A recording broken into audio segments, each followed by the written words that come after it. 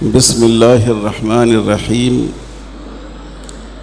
الحمد للہ رب العالمین والصلاة والسلام علی سید الانبیاء والمرسلین وعلی آلہ وصحبہ اجمعین ومن تبعهم بإحسان إلى يوم الدین۔ قال النبی صلی اللہ علیہ وسلم المؤمن القوی خیر من المؤمن الضعیف، وقال صلی اللہ علیہ وسلم الید العلیٰ خیر من الید السفلیٰ۔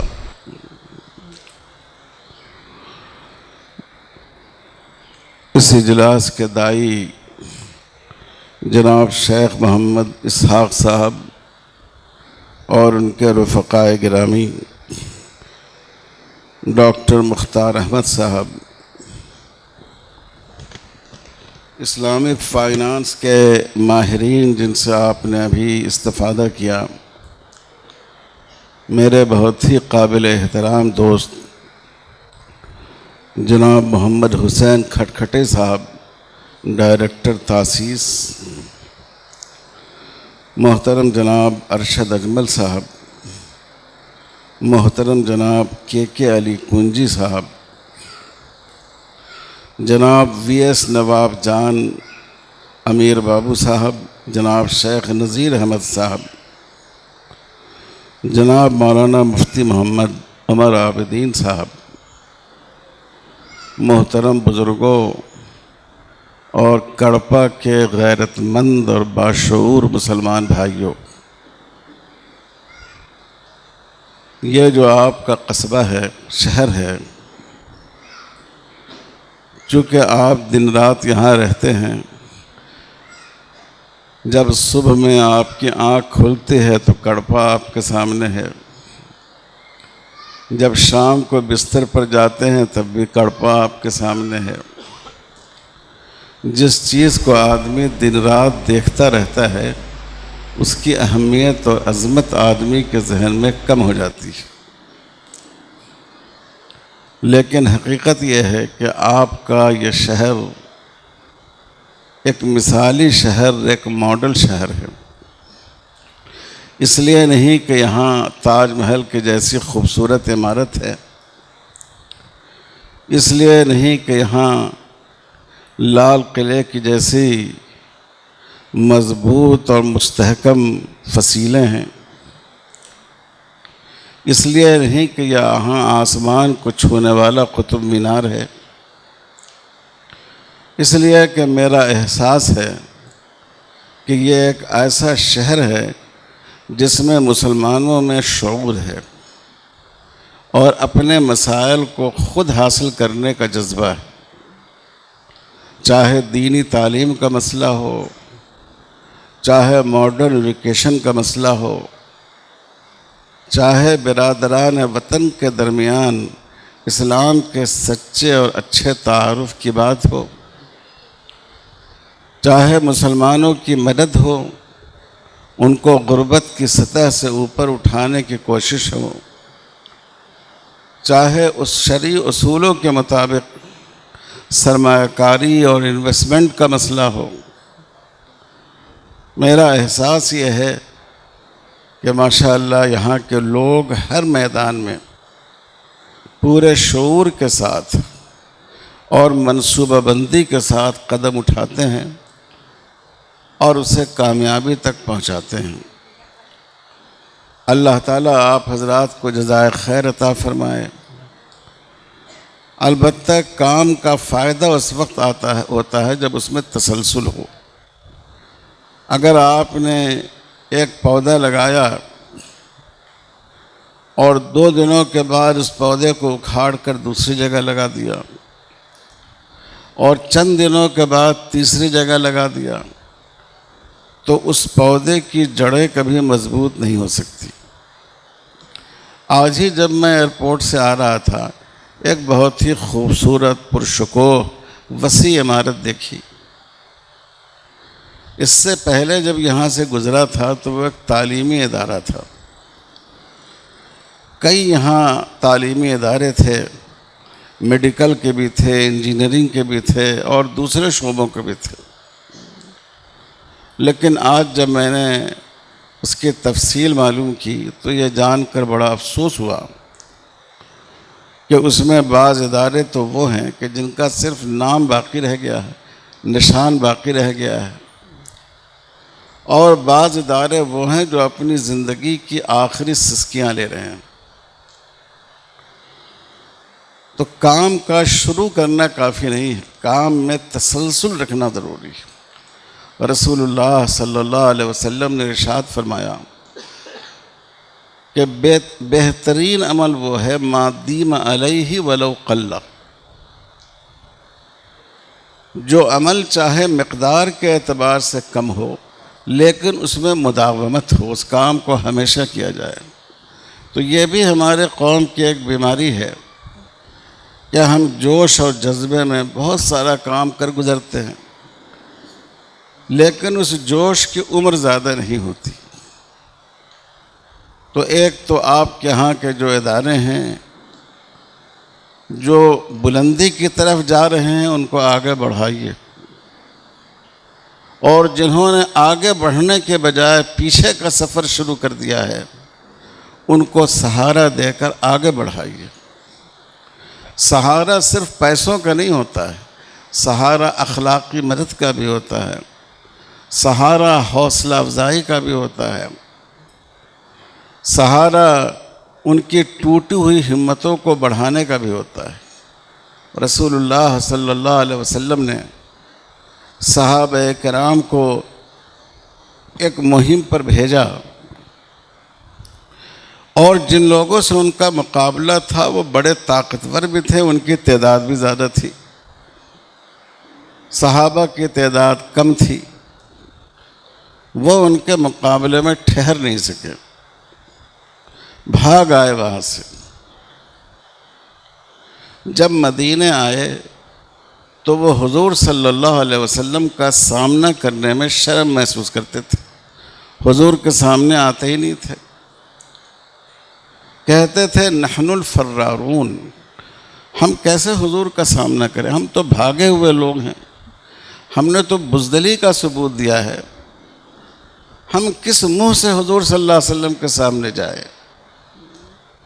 جب آپ کو معلوم ہوا تو آپ نے ان کو بلایا، فرمایا لستم بالفرارین، تم بھاگے ہوئے لوگ نہیں ہو، بل انتم الکرارون، بل انتم العکارون، تم تو پیچھے آئے ہو کہ پھر زیادہ قوت اور منصوبہ بندی کے ساتھ آگے بڑھو گے۔ تمہاری مثال فوج کی اس کمک اور ٹکڑی کی ہے جو بعض دفعہ محاذ پر اپنے آپ کو مضبوط کرنے کے لیے وقتی طور پر پیچھے ہٹ جاتی ہے۔ یعنی حضور نے حوصلہ افزائی کے ذریعے، حضور صلی اللہ علیہ وسلم نے ہمت افزائی کے لیے ان کو سہارا دیا اور پھر ان کو اپنے کام پر کھڑا کر دیا۔ تو میرے بھائیوں، آج جو ادارہ آپ قائم کر رہے ہیں اس کو بھی تسلسل کے ساتھ اس ادارے کو آپ آگے بڑھائیے اور اس کو مضبوط کیجیے۔ دیکھیے، عملی زندگی کے جتنے احکام ہیں، شریعت کے وہ احکام جن کا تعلق صرف عقیدے سے نہیں ہے، ہمارے عمل سے ہے، وہ 3 قسم کے ہیں۔ نمبر 1 عبادات، نمبر 2 مناکحات، نمبر 3 معاملات۔ وہ تمام عمل، وہ تمام افعال، وہ تمام کام جس سے ہم اللہ تعالیٰ سے اپنے تعلق کا اظہار کرتے ہیں، اس کو عبادت کہا جاتا ہے۔ جیسے نماز ہم اللہ کے لیے پڑھتے ہیں، روزہ ہم اللہ کے لیے رکھتے ہیں، سجدہ ہم اللہ کے لیے کرتے ہیں، یہ سب عبادت ہے۔ اسی لیے اللہ کے سوا ہم کسی کو سجدہ نہیں کر سکتے، ہم وندے ماترم نہیں کہہ سکتے، اپنی وطن کو اپنا معبود نہیں بنا سکتے، ہم سوریہ نمسکار نہیں کر سکتے۔ یہ احکام انفرادی ہیں، ہر آدمی کو اپنی ذات میں اس پر عمل کرنا چاہیے۔ چاہے وہ مسلم اکثریت ملک میں رہتا ہو یا مسلم اقلیت ملک میں رہتا ہو، ایسے ملک میں رہتا ہو جہاں تعداد کے اعتبار سے مسلمان کم ہوں۔ سماج میں رہنے والے دو آدمیوں کے درمیان رشتوں کی بنیاد پر جو تعلق ہوتا ہے، اس تعلق سے متعلق قرآن و حدیث کی جو ہدایات ہیں ان کو کہتے ہیں مناکحات۔ جیسے والدین کا حق اولاد پر، اولاد کا حق والدین پر، شوہر کا حق بیوی پر، بیوی کا حق شوہر پر، بھائی بہنوں کا حق ایک دوسرے پر، دادا دادی اور نانا نانی کا حق، چچا ماموں اور خالہ پھوپھی کا حق۔ اس کو مناکحات اس لیے کہتے ہیں کہ مناکحات نکاح سے ہے۔ جتنے رشتے ہیں وہ نکاح سے ہی وجود میں آتے ہیں۔ اپنے نکاح سے سسرال وجود میں آتا ہے، میاں بیوی کا رشتہ بنتا ہے۔ ماں باپ کے نکاح سے دادی حال اور نانی حال وجود میں آتا ہے۔ بچوں کے نکاح سے داماد اور بہو اور ان کے خاندان سے رشتہ قائم ہوتا ہے۔ اگر آپ غور کریں تو تمام رشتوں کی بنیاد اصل میں نکاح پر ہے۔ اس لیے یہ جو شعبہ ہے شرعی قانون کا، اس کو کہتے ہیں مناکحات۔ مسلمان چاہے اکثریت میں ہو، حکومت کی باغ اس کے ہاتھ میں ہو یا نہیں ہو، اس کے لیے ان قوانین میں شریعت پر عمل کرنا ضروری ہے۔ اس وقت آپ دیکھ رہے ہیں کہ ہماری حکومت نے ایک بے وقت کی بات چھیڑ رکھی ہے، یونیفارم سول کوڈ کی۔ لوگوں کے مسائل ہیں بے روزگاری، لوگوں کے مسائل ہیں مہنگائی، لوگوں کے مسائل ہیں ملک کی گرتی ہوئی معیشت، لوگوں کے مسائل ہیں ہمارے کرنسی کی گراوٹ، لوگوں کے مسائل ہیں امن سے محرومی، فساد۔ اس وقت بھی منی پور کی صورتحال آپ کے سامنے ہے،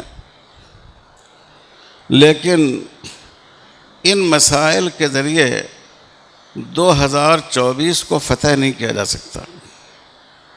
اس لیے ایک نیا مسئلہ چھیڑ دیا گیا، یونیفارم سول کوڈ۔ یعنی یہ جو خاندانی زندگی کے قوانین ہیں، نکاح، طلاق، میراث، اس میں ایک ہی قانون تمام لوگوں کے لیے ہونا چاہیے۔ سول کوڈ کا جو زیادہ تر حصہ ہے وہ تو پہلے سے ایک ہے، لیکن یہ قوانین جو پرسنل لاء میں آتے ہیں، مسلمانوں کے لیے مسلم پرسنل لاء ہے جو 1937 میں شریعت اپلیکیشن ایکٹ بنا، اس کے تحت ہمارے برادران وطن کے لیے ہندو میرج ایکٹ ہے جو 1955 میں بنا، عیسائی بھائیوں کا پرسنل لاء ہے، پارسی بھائیوں کا پرسنل لاء ہے۔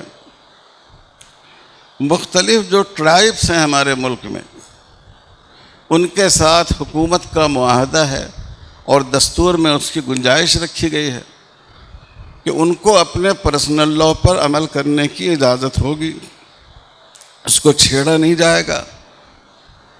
کئی قبائل جو ہندوستان سے برسر جنگ تھے اور علیحدگی کا مطالبہ کر رہے تھے، ان کو اسی وعدے پر مطمئن کیا گیا کہ آپ کی روایتوں کا اور آپ کے پرسنل لاء کا پورا احترام کیا جائے گا۔ سب کے لیے پرسنل لاء موجود ہے، اور اگر کوئی آدمی ان پرسنل لاز کے تحت نکاح کرنا نہیں چاہتا، ہندو ہے لیکن وہ ہندو میرج ایکٹ کے تحت نکاح کرنا نہیں چاہتا، مسلمان ہے مسلم پرسنل لاء کے تحت نکاح نہیں کرنا چاہتا، اس کے لیے اسپیشل میرج ایکٹ موجود ہے، ایک الگ میرج ایکٹ موجود ہے کہ اگر وہ اس کے تحت شادی کرے گا تو اس پر اس کی اپنی کمیونٹی کے قوانین نافذ نہیں ہوں گے۔ اور یہی اسپیشل میرج ایکٹ ہے قریب جس کو گورنمنٹ یونیفارم سول کوڈ کی شکل دینا چاہتی ہے۔ تو یہ کسی کے لیے بھی مناسب نہیں ہے۔ ہندوستان ایک ایسا ملک ہے، ہم بہت ہی فخر کے ساتھ کہتے ہیں کہ یہ دنیا کی سب سے بڑی جمہوریت ہے۔ ہم بہت فخر کے ساتھ کہتے ہیں کہ ہمارا ملک صرف ایک پھول نہیں ہے، پھولوں کا گلدستہ ہے جس میں مختلف رنگ اور بو کے پھول موجود ہیں۔ ایسے ملک میں زبردستی سب لوگوں پر ایک طرح کا قانون تھوپنا جو سمویدھان کی روح کے بھی خلاف ہے۔ دفعہ 25 کے مطابق ملک کے ہر شہری کو اپنے مذہب کے مطابق عقیدہ رکھنے کی بھی آزادی ہے، اپنے مذہب کی پریکٹس کی بھی اجازت ہے، اپنے مذہب کی تبلیغ کی بھی اجازت ہے۔ تو مذہب پر عمل، مذہب کی پریکٹس میں پرسنل لاء شامل ہے اور عدالتوں کے فیصلے اس سلسلے میں موجود ہیں۔ لیکن اس کے باوجود یہاں یونیفارم سول کوڈ مسلط کرنے کی کوشش کی جا رہی ہے۔ یہ ہمارے برادران وطن کے لیے بھی قابل قبول نہیں ہے اگر یہ حقیقت پسندی کے ساتھ دیکھیں۔ ہمارے ہندو بھائیوں کے ہاں جو مختلف قومیں ہیں، جو مختلف برادریاں ہیں، ان کے رسم و رواج میں، ان کی ریتیوں میں، ان کے پرسنل لاء میں کافی اختلاف۔ بہت موٹی سی بات یہ ہے کہ ساؤتھ انڈیا کے بہت سے علاقوں میں ہمارے برادران وطن کے ہاں ماموں کی شادی بھانجی سے ہوتی ہے، بلکہ بھائی پر بہن کا حق سمجھا جاتا ہے کہ وہ اس کی بچی سے شادی کرے۔ لیکن ہندوستان کے دونوں علاقوں میں ماموں بھانجی کے نکاح کو ممنوع سمجھا جاتا ہے، جیسے ہمارے ہاں حرام ہے۔ تو جہاں اتنا اختلاف ہو روایتوں کا، تہذیبوں کا، عمل کا، تعامل کا، اس پر ایک قانون زبردستی مسلط کر دینا یہ بالکل بے معنی بات ہے اور اس کا ایک پائی کا فائدہ نہیں ہے۔ بعض لوگ کہتے ہیں اس سے قومی یکجہتی پیدا ہوگی، بالکل جھوٹ ہے۔ دنیا میں جو دو بڑی جنگیں عظیم ہوئی ہیں وہ ایسی دو قوموں کے درمیان ہوئی ہیں جن کا پرسنل لاء ایک تھا۔ آپ جانتے ہیں ابھی کل کی بات ہے کہ ایران اور عراق کے درمیان 10 سال جنگ چلتی رہی، ہزاروں نہیں لاکھوں لوگوں کی جانیں گئیں، دونوں کا پرسنل لاء ایک تھا۔ ہمارے پڑوس میں پچھم اور پورب کے یہ دونوں ملک پاکستان اور بنگلہ دیش دو ٹکڑے ہو گئے، دونوں کا پرسنل لاء ایک تھا۔ قومی یکجہتی دل کی کشادگی سے پیدا ہوتی ہے، پرسنل لاء کے ایک ہونے سے پیدا نہیں ہوتی۔ لیکن بہرحال میں آپ سے یہ عرض کرنا چاہتا ہوں کہ شرعاً ہمارے لیے اس ملک میں نکاح و طلاق، میراث اور اس طرح کے جو قوانین ہیں ان میں قانون شریعت پر قائم رہنا واجب ہے۔ ہم اس سے دستبردار نہیں ہو سکتے، اور ان قوانین کی جڑیں قرآن و حدیث میں پیوست ہیں۔ دیکھیے، نماز پر قرآن مجید کا کوئی پورا رکوع نہیں ہے جس میں نماز کا طریقہ بتایا گیا ہو، نیت کا، ثنا پڑھنے کا، سورہ فاتحہ پڑھنے کا۔ روزے پر کوئی رکوع نہیں ہے کہ جس میں روزے کی پوری تفصیل بیان کی گئی ہو، لیکن نکاح کے احکام پر پورا رکوع موجود ہے، میراث کے احکام پر پورا رکوع موجود ہے، ایک ایک رشتہ دار کا حق میراث بیان کیا گیا ہے۔ اس سے اندازہ کیا جا سکتا ہے کہ شریعت اسلامی میں ان قوانین کی اہمیت کتنی زیادہ ہے۔ اس لیے مسلمان اس کے ایک نقطے سے بھی دستبردار نہیں ہو سکتا، اور ہمیں اپنی نسلوں کا یہ ذہن بنانا ہے کہ چاہے حکومت کوئی بھی قانون بنے، ہم اللہ کے قانون کو چھوڑنے کے لیے تیار نہیں۔ اس وقت لاء کمیشن نے 2018 میں بھی یہ اعلامیہ جاری کیا تھا یونیفارم سول کوڈ کے سلسلے میں، اور لوگوں سے رائے مانگی تھی۔ All India Muslim Personal Law Board نے 83 صفحات میں تفصیل لکھ کر داخل کی تھی، اور لاء کمیشن اس نتیجے پر پہنچا کہ فی الحال 10 سال تک اس کی ضرورت نہیں ہے۔ لیکن اب سیاسی ضرورت آ پڑی، سماجی ضرورت تو نہیں ہے لیکن سیاسی ضرورت دامنگیر ہو گئی۔ اب پھر دوبارہ لا کمیشن کے ذریعے یہ سوال ویب سائٹ پر ڈالا گیا ہے۔ ایک دو دنوں میں All India Muslim Personal Law Board کی طرف سے ایک سرکولر جاری کیا جائے گا تمام مسلمانوں کے لیے کہ وہ ویب سائٹ پر جائیں اور ان الفاظ میں اس سے اپنی ناراضگی اور اس سے اپنا عدم اتفاق ظاہر کریں۔ یہ ظاہر کریں کہ ہمیں یونیفارم سول کوڈ قبول نہیں ہے، ہم اپنے قانون شریعت پر قائم رہنا چاہتے ہیں۔ تو عبادات ہو گئے اور مناکحات ہو گئے۔ تیسرے قسم کے قوانین وہ ہیں جن کو کہتے ہیں معاملات۔ سماج کے دو شہریوں کے درمیان مالی بنیاد پر جو تعلق ہوتا ہے اس کو معاملہ کہتا ہے، معاملات کہتے ہیں۔ جیسے تاجر اور گاہک کا تعلق ہے، جیسے مالک اور کرایہ دار کا تعلق ہے، جیسے کسی پارٹنرشپ میں دو پارٹنر کا تعلق ہے۔ اس طرح کے جتنے قوانین ہیں وہ سب ہماری فقہی اصطلاح کے اعتبار سے معاملات کے دائرے میں آتے ہیں۔ مسلمان اگر غیر مسلم اکثریت ملک میں ہو، زمام اقتدار آپ کے ہاتھ میں نہیں ہوں، تب بھی جہاں تک ممکن ہو آپ کے لیے معاملات میں بھی قانون شریعت پر اپنے آپ کو قائم رکھنا واجب ہے۔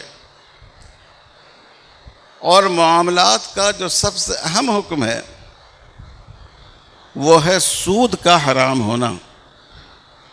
دیکھیے اللہ تعالیٰ نے عبادت کی تو پوری تفصیل بیان کی ہے، نماز کی شروع سے لے کر آخر تک رسول اللہ صلی اللہ علیہ وسلم نے نماز پڑھ کر بتایا اور صحابہ سے فرمایا صلو کما رأیتمونی اصلی، جیسے تم نے مجھے نماز پڑھتے ہوئے دیکھا ہے اسی طرح نماز پڑھو۔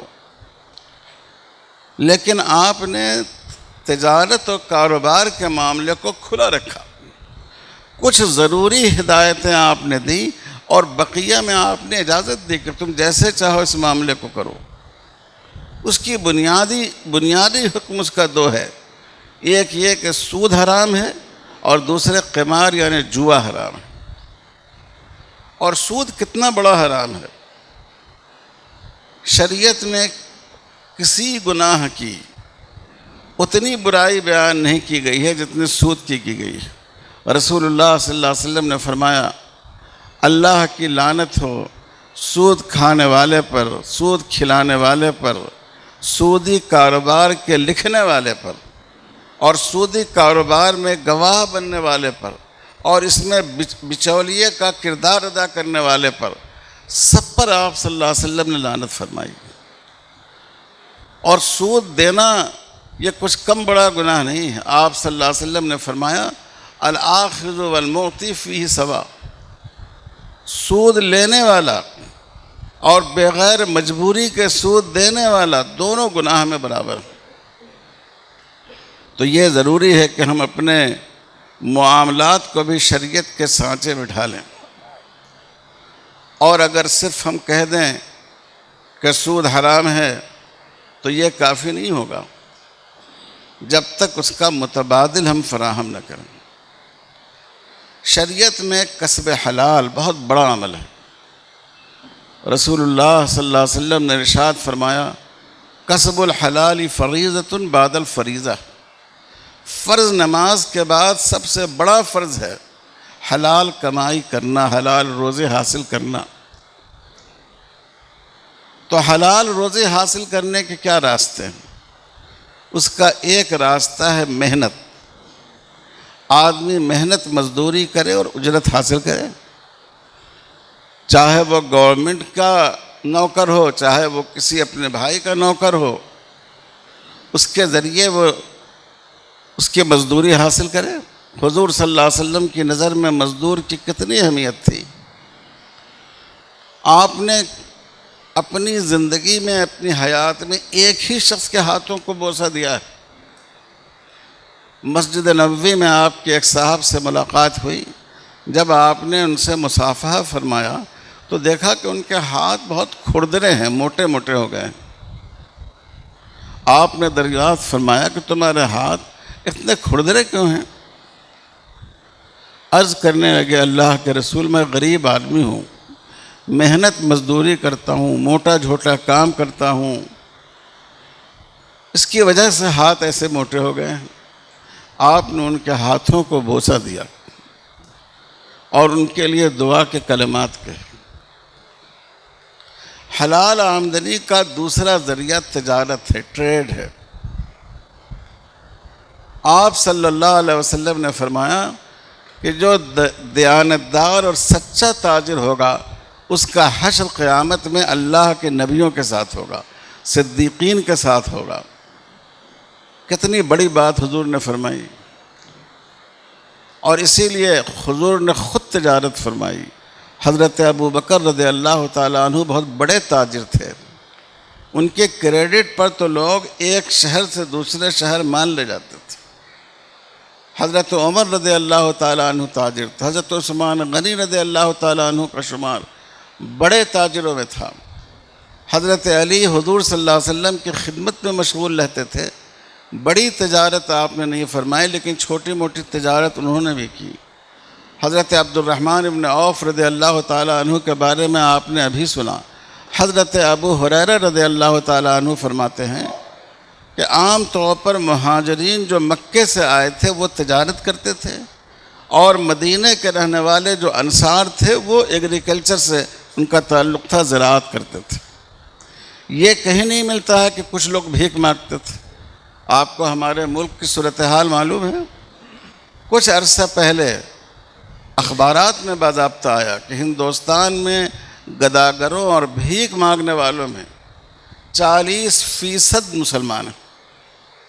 آبادی میں تو ہمارا تناسب 20% ہے، لیکن بھیک مانگنے میں ہمارا تناسب 40% ہے۔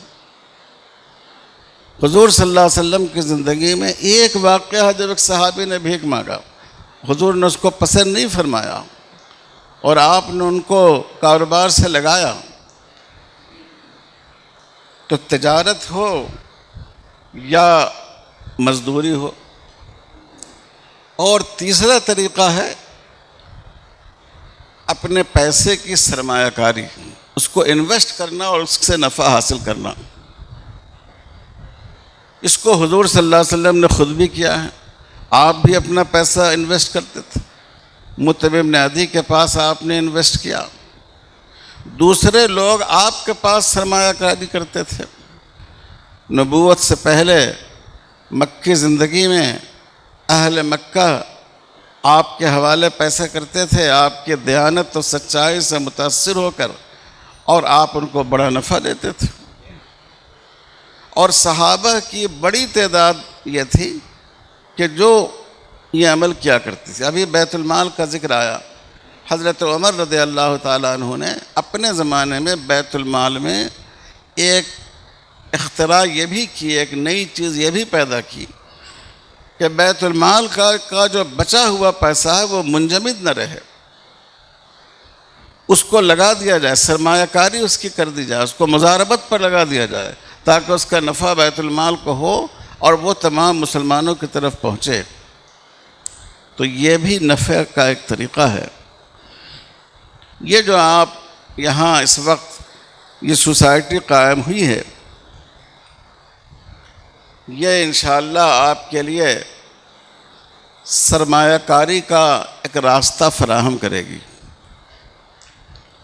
اور یہاں جو آپ سرمایہ کاری کریں گے، اس کا جو شیئر آپ خریدیں گے، اس میں آپ کے لیے دو فائدے، ایک فائدہ دنیا کا ہے، ایک فائدہ آخرت کا ہے۔ دنیا کا فائدہ یہ ہے کہ ہو سکتا ہے آپ کو اس پر نفع بھی مل جائے، اور جب دینے والوں کی نیت، جمع کرنے والوں کی نیت اچھی ہو اور محنت کرنے والوں کی نیت اچھی ہو، انشاءاللہ نفع بھی ہوگا۔ لیکن دوسرا بہت بڑا فائدہ یہ ہے کہ آپ کا جو سرمایہ وہاں رکا ہوا ہوگا، اس سے آپ کے غریب بھائیوں کو قرض دیا جائے گا، جس کے ذریعے ہمارے غریب مسلمان اپنے پاؤں پر کھڑے ہوں گے۔ ایک شخص آٹو چلا رہا ہے، اتنا کرایہ بھر چکا ہے کہ اتنے میں 2 آٹو خرید سکتا تھا، آج بھی وہ آٹو کا مالک نہیں ہے۔ ہو سکتا ہے کہ آپ کے پیسوں کی مدد سے آپ کا وہ غریب بھائی ایک آٹو کا مالک ہو جائے، عزت کے ساتھ کمائے، اپنے بال بچوں کو کھلائے، اگلی نسل کو وہ آٹو چلانے کے لیے نہیں چھوڑے بلکہ اس کو تعلیم و تربیت کے راستے پر لگا دے۔ سوچئے یہ معمولی ثواب کا کام ہے، معمولی اجر کا کام ہے، یہ بہت بڑا ثواب ہے۔ حضرت عبداللہ ابن عمر رضی اللہ تعالیٰ عنہ کی روایت ہے کہ قرض دینے کا ثواب صدقہ دینے سے زیادہ ہے۔ آپ کو حیرت ہوگی کہ صدقے میں تو پیسے بالکل دے دیے جاتے ہیں، قرض میں تو واپس لیے جاتے ہیں۔ دیکھیے صدقہ لینے والا ضروری نہیں ہے کہ وہ اس کا مستحق بھی ہو۔ آپ آج اپنے شہر میں اعلان کر دیجئے کہ کل ہمارا ادارہ صدقہ کرنے جا رہا ہے، تو تمام راستے تنگ پڑ جائیں گے لوگوں کی لائن سے۔ لیکن قرض وہی آدمی لیتا ہے جو واقعی ضرورت مند ہوتا ہے۔ قرض ہمارے حضور صلی اللہ علیہ وسلم نے بھی لیا ہے، جب آپ کی وفات تھی اس وقت بھی آپ پر قرض تھا۔ تو آپ کا پیسہ آپ کے بھائیوں کو قرض دیا جائے گا اور وہ اس قرض سے اپنی ضرورت پوری کرے گا، اپنے پاؤں پر کھڑے ہونے کی کوشش کرے گا۔ یہ آپ کے لیے ایک طرح کا صدقہ جاریہ ہے۔ ہم لوگوں کا مزاج ایسا ہو گیا کہ کوئی آیا 10 روپیہ جیب سے نکالا ڈال دیا، جمعہ کا دن ہے، مسجد کے دونوں طرف لائن لگی ہوئی ہے، 10 روپے سب کو دیتے چلے گئے۔ یہ کوئی اچھا طرز عمل نہیں ہے۔ اس طرز عمل کے ذریعے ہم اپنی قوم کو بھکاری بنا رہے ہیں۔ صحیح طریقہ کار یہ ہے کہ ایک عورت کھڑی بھیک مانگ رہی ہے، آپ اس سے کہیے کہ بہن تم تو ماشاءاللہ کام کاج کر سکتی ہو، کیوں بھیک مانگ رہی ہو؟ چلو میں تم کو کام دلاتا ہوں۔ آج کل اتنی زیادہ ضرورت ہے مزدوروں کے کام کرنے والوں کی، آپ اس کو کہیں لے جا کر رکھوا دیجئے، آپ اس کو سبزی کا ایک ٹوکرا خرید کر دے دیجئے اور کہیے کہ تم روزانہ اسی طرح سبزی خرید کر سبزی بیچا کرو، لوگوں کے سامنے ہاتھ نہیں پھیلاؤ۔ ایک آدمی بھیک مانگنے کے لیے آیا، آپ کہیے میں تم کو ٹھیلا دلا دیتا ہوں، ٹھیلے پر کیلے رکھوا دیتا ہوں، آم رکھوا دیتا ہوں، تم اس کو بیچو۔ تم لوگوں کے سامنے ہاتھ نہیں پھیلاؤ، کیونکہ صرف تم ہاتھ نہیں پھیلاتے ہو، جب تم ہاتھ پھیلاتے ہو تو مجھے ایسا محسوس ہوتا ہے کہ ہماری پوری قوم ہاتھ پھیلائی ہوئی، ہمیں ذلت کا احساس ہوتا ہے۔ حضور صلی اللہ علیہ وسلم نے یہ مزاج بنایا، مدد کرنے کے الگ الگ طریقے آپ نے رکھے۔ حضرت جابر بن عبداللہ رضی اللہ تعالیٰ عنہ کے پاس اونٹنی تھی۔ اونٹنی اس زمانے میں معیشت کا بہت بڑا ذریعہ تھی، اسی سے کھیتی ہوتی تھی، اسی سے سواری ہوتی تھی، اسی سے بار برداری ہوتی تھی۔ آپ صلی اللہ علیہ وسلم غزوے سے واپس تشریف لائے، بہت آہستہ آہستہ چل رہی تھی۔ حضور نیچے اترے اور اس کی کوچوں میں، اس کے پاؤں میں ہلکی سی لکڑی کی ٹھوکر دی اور اس کی برکت سے وہ تیز تیز چلنے لگی۔ پھر حضور نے حضرت جابر سے فرمایا کہ تم یہ مجھ سے بیچنا چاہو گے، اس اونٹنی کو مجھ سے فروخت کرو گے؟ کہنے لگے حضرت یہ اونٹنی اس لائق بھی ہے کہ میں اس کو آپ کے ہاتھ بیچوں؟ آپ نے فرمایا کہ نہیں، میں خریدنا چاہتا ہوں۔ حضرت جابر بن عبداللہ کہنے لگے حضور آپ ویسے ہی قبول کر لیجئے، آپ کی نظر ہے۔ حضور نے فرمایا کہ نہیں، میں تو قیمت نہیں لوں گا۔ آپ نے قیمت متعین فرما دی، مناسب قیمت متعین فرما دی۔ ساتھ تشریف لائے، مدینہ آئے، حضرت جابر کو کوئی احساس نہیں ہونے دیا۔ جب مدینہ تشریف لائے، مسجد نبوی میں حضرت جابر رضی اللہ تعالی عنہ ملے، اپنی اونٹنی لے کر جانے لگے۔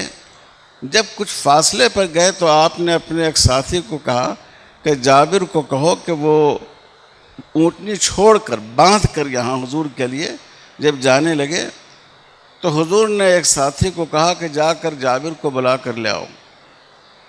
جب یہ حضرت جابر کو بلانے گئے تو حضرت جابر بن عبداللہ کہتے ہیں کہ مجھے خیال ہوا یہ میری اونٹنی ایسی بیکار اونٹنی ہے، لگتا ہے کہ حضور کا خیال بدل گیا ہے اور آپ اس کو واپس کرنا چاہتے ہیں۔ یہی سوچتے ہوئے آئے۔ جب حضور کی خدمت میں آئے تو آپ نے فرمایا کہ اس کی قیمت تو میں ادا کر چکا ہوں۔ جی حضور آپ نے ادا کر دیا، اب تو یہ اونٹنی میری ہے؟ کہنے لگے بالکل آپ کی ہے۔ فرمایا کہ اب میں تم کو یہ ہدیہ کرتا ہوں، اب یہ اونٹنی میں تم کو تحفتاً دیتا ہوں۔ یعنی حضور نے بھیک کی عادت نہیں ڈالی، ایک مزاج بنایا صحابہ کا، ان کا تعاون کیا، ان کی مدد کی، ایسے وسائل جس کے ذریعے لوگ عزت کے ساتھ روزی حاصل کر سکیں، اس کا ایک طریقہ آپ نے لوگوں کو سکھایا۔ ہم بچوں کی تعلیم میں مدد کر دیں، ہم غریبوں کی تجارت میں مدد کر دیں، ہم آٹو چلانے والے کے آٹو کے خریدنے میں مدد کر دیں، تاکہ آئندہ وہ عزت کے ساتھ اپنی روزی حاصل کرے۔ یہ بہت بڑا دینی عمل ہے۔ جیسے نماز پڑھنے کا بڑا ثواب ہے، آپ یقین جانیے اسی طرح بلکہ شاید اس سے زیادہ اس کا ثواب، کیونکہ نماز کا فائدہ صرف آپ کی ذات کو پہنچتا ہے، اور اس صدقے کا فائدہ آپ کے ساتھ ساتھ قوم کو بھی پہنچے گا۔ یہ بڑا اہم کام ہے۔ یہاں مدرسے کی بھی بنیاد پڑی ہے، یہاں مسجد کی بھی بنیاد پڑی ہے۔ میں سمجھتا ہوں کہ آج حضور صلی اللہ علیہ وسلم کی ایک سنت کی تکمیل ہو رہی ہے کہ ایک ایسے ادارے کی بنیاد پڑی ہے جو مسلمانوں کو معاشی اعتبار سے خود مکتفی بنانے میں معاون ہو، مددگار۔ میں نے حدیث آپ کے سامنے پڑھی، رسول اللہ صلی اللہ علیہ وسلم نے ارشاد فرمایا، المؤمن القوی خیر من المؤمن الضعیف۔ طاقتور مومن کمزور مومن سے بہتر ہے۔ طاقتور ہونے کا مطلب یہ نہیں ہے کہ باڈی بلڈر ہو، صرف پہلوان ہو۔ علم کے اعتبار سے طاقتور، معیشت کے اعتبار سے طاقتور، تجارت کے اعتبار سے طاقتور، ہنرمندی کے اعتبار سے طاقتور، کسی بھی جہت سے ایک طاقتور مومن بہتر ہے کمزور مومن کے مقابلے۔ اور آپ نے فرمایا کہ اونچا ہاتھ نیچے ہاتھ سے بہتر ہے۔ آپ ایک ایسے شہر میں رہتے ہیں جس میں ہمارے عیسائی بھائیوں کی غالباً اکثریت ہے یا بہت بڑی تعداد ہے۔ آپ دیکھیں وہ یہاں انگریزوں کے دور میں آئے، انگریزوں سے نفرت پائی جاتی تھی۔ ہم آپ بہت پہلے آئے، اور ہم اس طرح آئے کہ اس ملک کے لوگوں نے ہم لوگوں کو اپنی آنکھوں کا سرما بنایا، استقبال کیا۔ لیکن آپ غور فرمائیے، جو ہمارے عیسائی بھائی تھے انہوں نے کوشش کی کہ ہم دینے والا ہاتھ حاصل کریں۔ انہوں نے ہاسپیٹل دیے، انہوں نے تعلیمی ادارے دیے، انہوں نے چیریٹی کے ادارے قائم کیے۔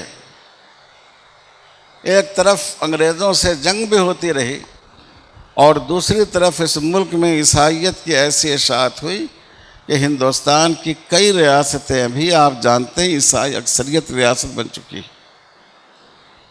اور بدقسمتی کی بات یہ ہے کہ ہم نے صرف لینے والا ہاتھ رکھا ہے۔ ہم حکومت سے چاہتے ہیں کہ لے، مطالبہ کرتے ہیں، یعنی بھیک مانگتے ہیں۔ جائز حق مانگنا تو بہت اچھی بات ہے۔ یہ کب ہوگا؟ یہ اس وقت ہوگا جب ہم تعلیم کے اعتبار سے اور معیشت کے اعتبار سے اپنے آپ کو ایک طاقتور طبقہ بنائیں گے، گروہ بنائیں گے۔ تب آپ کے پاس دینے والا ہاتھ ہوگا، لینے والا ہاتھ نہ ہوگا۔ اور حضور صلی اللہ علیہ وسلم نے فرمایا دینے والا ہاتھ لینے والے ہاتھ سے بہتر۔ تو میں سمجھتا ہوں کہ آج کا دن بہت مبارک دن ہے جب اس شہر میں ایک ایسا ادارہ قائم ہو رہا ہے جس سے لوگ سود جیسے گناہ سے اپنے آپ کو بچا سکیں گے، اور جس کے ذریعے لوگ جائز طریقے پر سرمایہ کاری کر سکیں گے۔ اللہ تعالیٰ اس میں خوب کامیابی عطا فرمائے، اور جن لوگوں نے اس کام کو سوچا اور اس کا منصوبہ بنایا اور اس کو نافذ کرنے کی کوشش کی، اللہ تعالیٰ ان کے ارادوں میں اور ان کے عمل کو کامیابی سے ہمکنار فرمائے۔ وصلی اللہ علی خیر خلقہ محمد وعلی آلہ وصحبہ اجمعین والحمد للہ رب العالمین۔